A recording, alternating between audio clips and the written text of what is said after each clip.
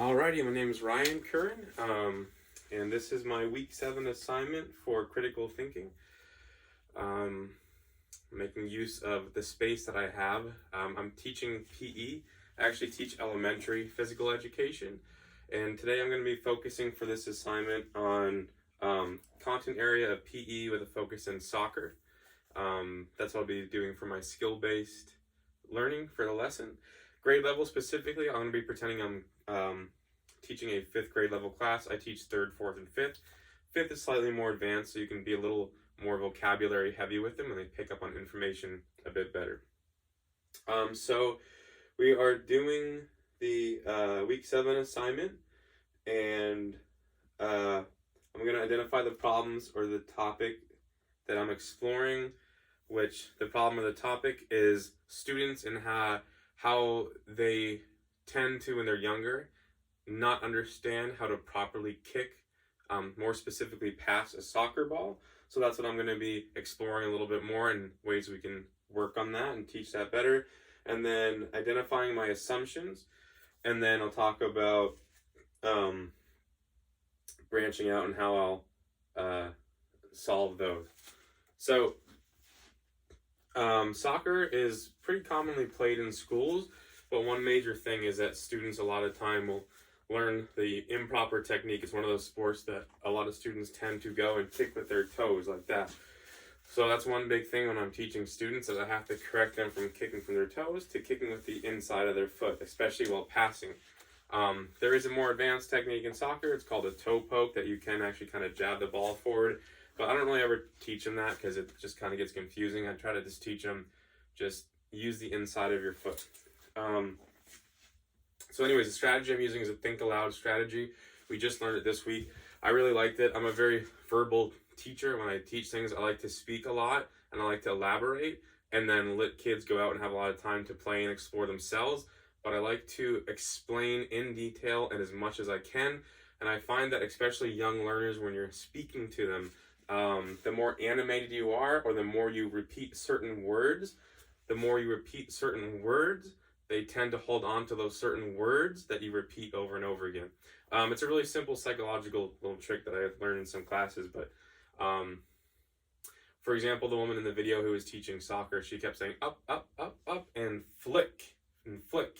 And that's something, I watched that video one time, and now it's been, quite a while since I watched the video, and I remembered that, and it works with kids too. So that's why I really like the think aloud strategy, and I think it's a strategy that I personally am good at. I think I'm better at think aloud than some of the other strategies, so I feel as though I can excel and help my students learn that strategy. So once again, the topic is passing a soccer ball. The problems I'm going to identify, the assumptions I'm making that my students are already going to come into the class doing incorrectly, is I'm assuming that, number one, students are going to kick with their toe. Like I already said, they're going to come up and they're going to go kick with their toe like that, instead of kicking with the inside of their foot. Number two assumption I'm making is that students are not going to run up to the ball like this and kick forward. A lot of students will have the ball at their feet and they'll just go like this. They'll kick like that.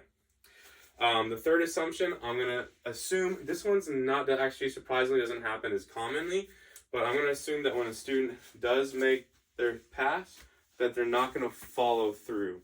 So a lot of students will kick and just go like this. So instead of running up and following through like this, a lot of students will just go like that. Follow through is crucial with any sports. So if I'm teaching the lesson, here's kind of how it would sound. Here's an example. I would say, all right, boys and girls, we're going to learn how to be passing a soccer ball today.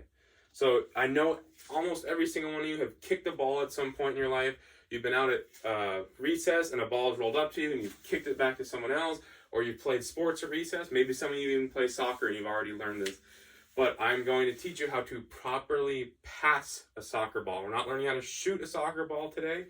We're learning how to pass a soccer ball. A lot of these skills will transfer over in how to shoot a soccer ball, but I don't even want you to imagine yourself shooting. I want you to be thinking about passing a ball from you, point A, to a classmate, point B.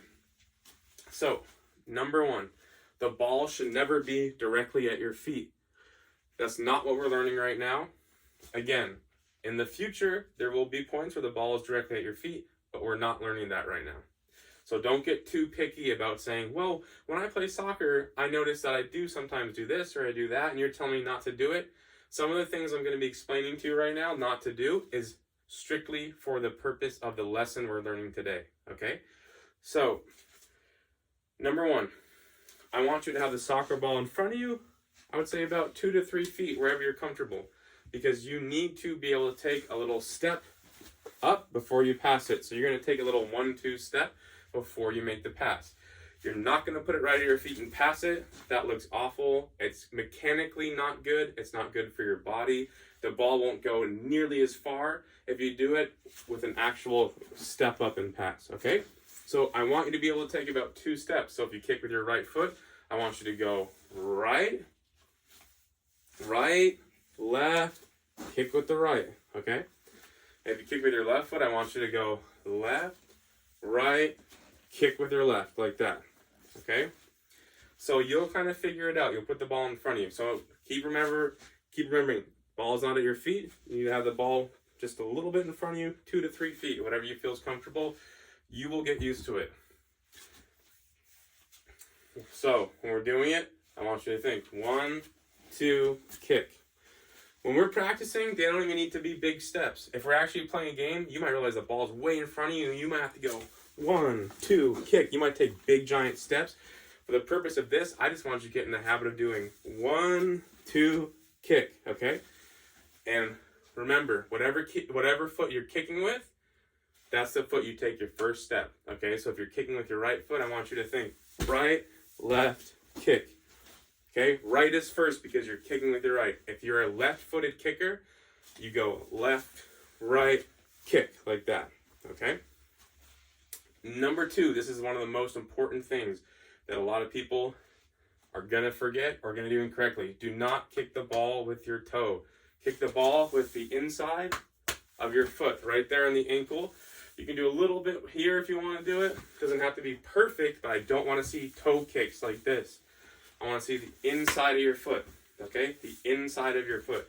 So after we take those steps, we go 1, 2, and kick with the inside of our foot. We don't kick like this.